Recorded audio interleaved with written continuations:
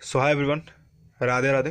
तो आज के इस वीडियो में मैं कवर करूंगा wave optics JEE mains 2025 session का सारा क्वेश्चन। तो टोटल इस बार 9 क्वेश्चन पूछे गए थे जेईई मेंस के ऑल शिफ्ट मिला करके। तो स्टार्टिंग करते हैं क्वेश्चन नंबर 1, जो कि 28 जनवरी शिफ्ट 2 का ये क्वेश्चन है। क्वेश्चन क्या बोलता है, नॉर्मल सा क्वेश्चन एनसीईआरटी बेस्ड है कि which of the following phenomena can not be explain by wave theory of light. ठीक है, तो इसका सिंपल सा आंसर होता है कॉम्पटन इफेक्ट। कॉम्पटन इफेक्ट जो होता है ना, वो रिफर करता है scattering of photon by free electron से। और ये जो फिनोमिना है, ये जो क्रॉम्पटन इफेक्ट का जो फिनोमिना है, ये पार्टिकल नेचर को एक्सप्लेन करता है। कौन से नेचर को एक्सप्लेन करता है? पार्टिकल नेचर को, ना कि वेव नेचर को। ठीक है, इसी वजह से। और ये पूछ रहा है कि कौन सा जो है वेव थ्योरी को एक्सप्लेन नहीं करता है। ये तीनों जो है वेव थ्योरी को एक्सप्लेन करता है एक्सेप्ट कॉम्पटन इफेक्ट। ठीक है, नेक्स्ट क्वेश्चन पे आते हैं। क्वेश्चन क्या बोलता है कि a double slit interference experienced performed with a light of wavelength 600 nanometre performs and interference fringe pattern on a screen with 10th bright fringe having its center at a distance of 10 millimeter from the central maxima, distance of center same but bright fringe 10th bright fringe from the central maxima, wavelength दिया हुआ है। और क्या पूछ रहा है कि central maxima भेद सोर्स को अगर हम लोग रिप्लेस करें वेवलेंथ 650 लैम्डा से, तो क्या क्या दिए हुए हैं।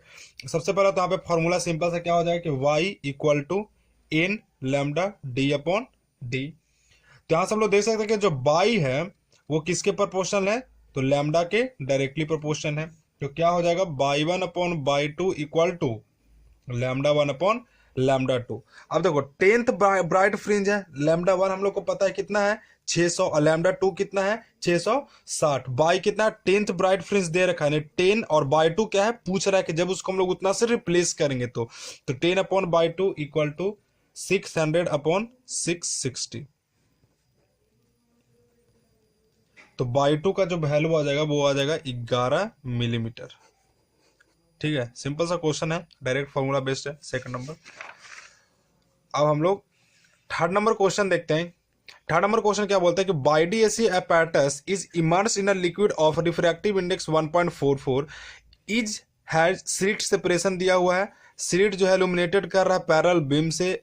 उसके बाद उसका वेवलेंथ दिए हुए हैं। पूछ रहा है क्या कि the fringe width on screen placed behind a plane of slit at a distance दे रखा है डी विल भी कितना होगा। फ्रिंज विथ बेसिकली निकालना है। सबसे पहला म्यू का वैल्यू कितना दे रखा है 1.44, डी का वैल्यू कितना दे रखा है 1.5 मिलीमीटर, लैम्डा का वैल्यू 690 मीटर नैनोमीटर, और कैपिटल डी का वैल्यू 0.72 मीटर।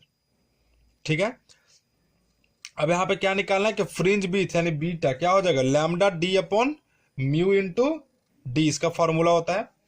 ठीक है, अब सिंपली पुट कर देंगे 690 into 10⁻⁹ into 0.72 into 10⁻³ upon 1.5 into 1.44। जब इसको हम लोग कैलकुलेट करेंगे तो जो बीटा का जो वैल्यू आएगा वो 0.23 मिलीमीटर आएगा फ्रिंज बीथ। ठीक है, तो यानी ऑप्शन नंबर ए जो है ये करेक्ट ऑप्शन हो जाएगा। नेक्स्ट क्वेश्चन हम लोग देखते हैं। नेक्स्ट क्वेश्चन क्या बोल रहा है कि एक बाइडियसी है, पोलराइजर है, are kept as shown in figure. The transmission axes of P1 and P2 are orthogonal to each other. The polariser P3 cover both the side with its transmission axis. Theta angle दे रखा है 45 degree.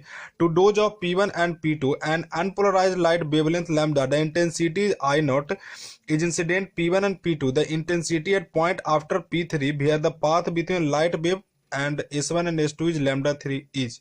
तो lambda 3 by lambda by 3 पे वो क्या होगा, I not का value क्या होगा। तो हम लोग सिंपल एक मॉलू लॉ पढ़े थे, उसमें क्या बोलता था कि जब अनपोलराइज्ड लाइट पोलराइजर पे इंसिडेंट होता था तो उसका जो इंटेंसिटी था ना वो I नॉट से I नॉट बाई 2 हो जाता था। जब अनपोलराइज लाइट का इंसिडेंट जो था एक पोलराइजर पे पड़ता था तो इंटेंसिटी का वैल्यू I नॉट बटा 2 होता था। ठीक है, अगर तो यहां से हम लोग क्या बोल सकते हैं कि वंस अगेन, यहां पे क्या बोल रहा है कि फिर से वो दूसरे पे पड़ रहा है ना, of that of the once again incident then the intensity. तो अगर फिर से अगर एक बार अगर इंसिडेंट कर रहा है तो इंटेंसिटी क्या होता है I नॉट और क्या हो जाएगा cos square theta. For example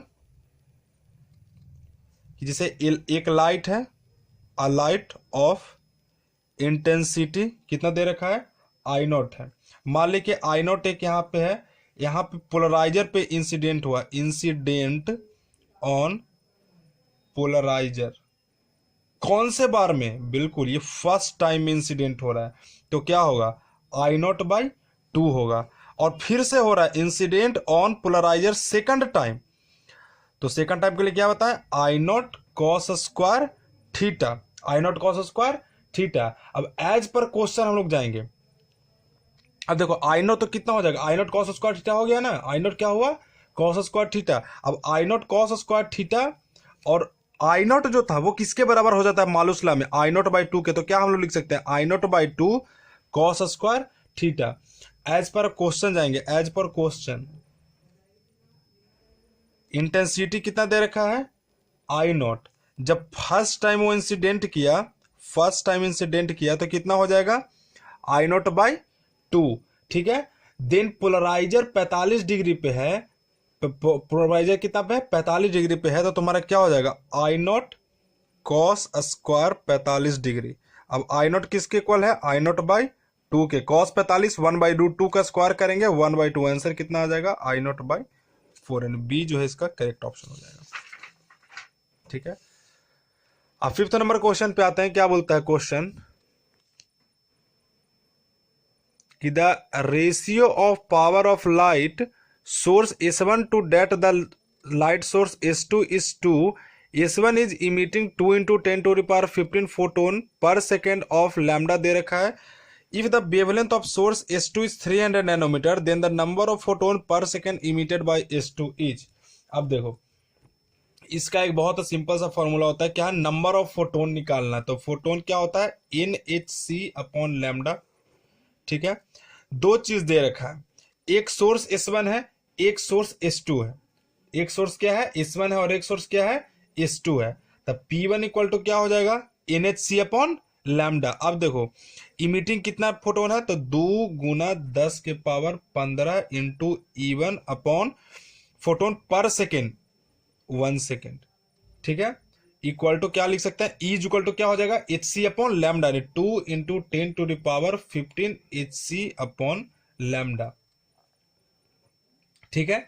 अब क्या होगा, P2 अगर हम लोग को निकालना हो, क्या हो जाएगा, NhC upon lambda 2, NhC upon lambda 2।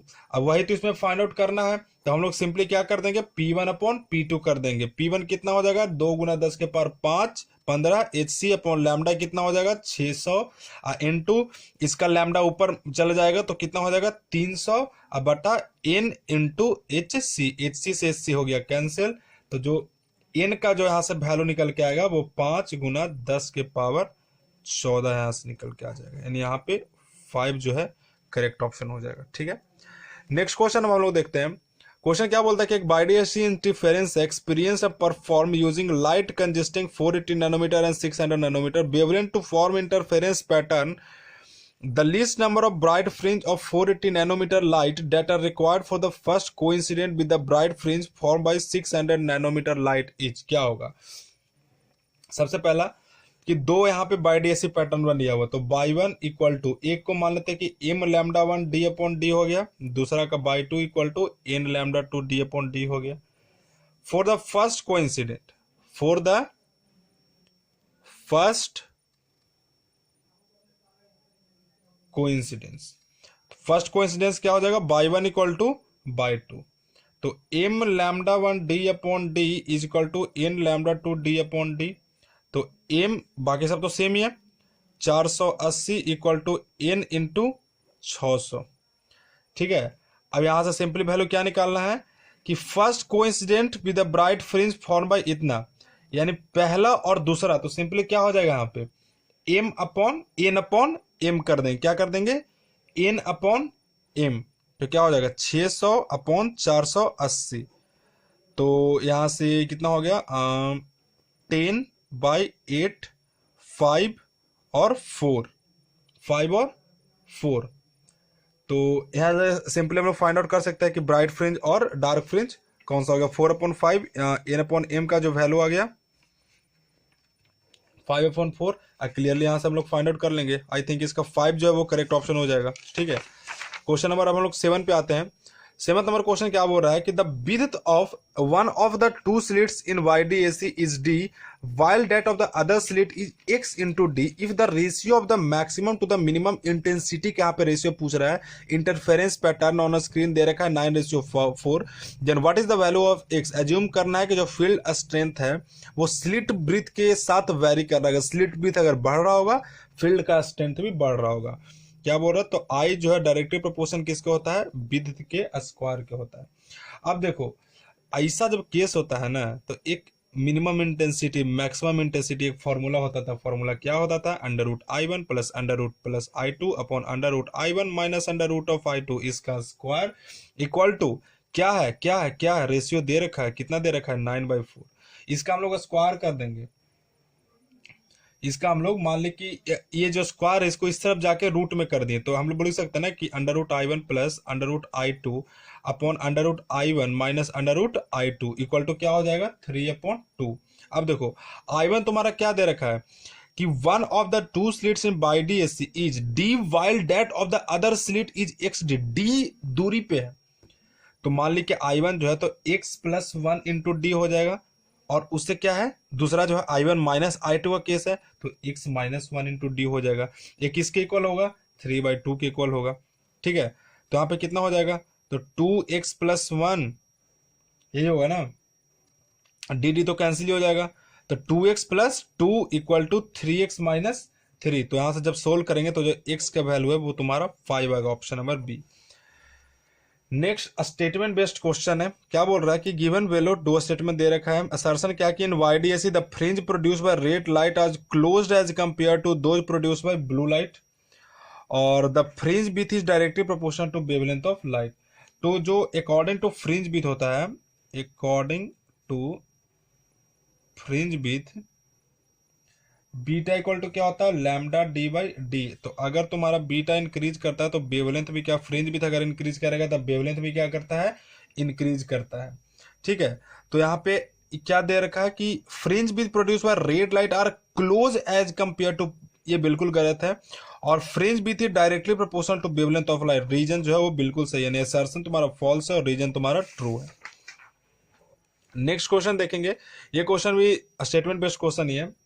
इसमें क्या बोल रहा है कि in YDAC experiment if YDAC experiment is performed in an optically denser medium then air then the consecutive prism come closer. ठीक है, the speed of light reduces in an optically denser medium than air while its frequency does not change। अब देखो क्या होता है कि जो fringe width होता है ना, फ्रिंज विड्थ वो किसके प्रोपोर्शन होता है लैम्डा के। अब डेंसर मीडियम में हम लोग जाएंगे, डेंसर मीडियम में तो क्या होगा म्यू, तो लैम्डा क्या हो जाएगा become lambda upon mu.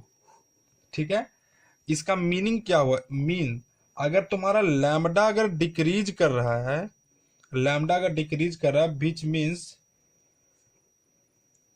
Fringe width also decrease, that is they क्या हो जाएगा क्लोजर हो जाएगा। पहला क्या दिया हुआ कि in YDAC performed in an optically denser medium then the consecutive fringe come closer, assertion बिल्कुल सही है।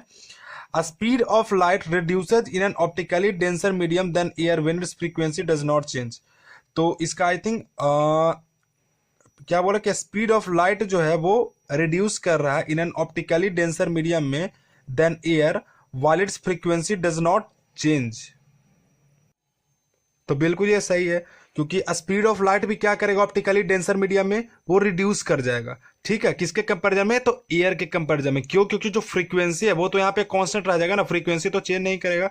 तो रीजन भी करेक्ट है और बिल्कुल इसका ये एक्सप्लेनेशन नहीं दे रहा था। Both A and R are correct but मतलब and R is the correct explanation of, यानी ऑप्शन नंबर बी जो है ये करेक्ट एक्सप्लेनेशन है।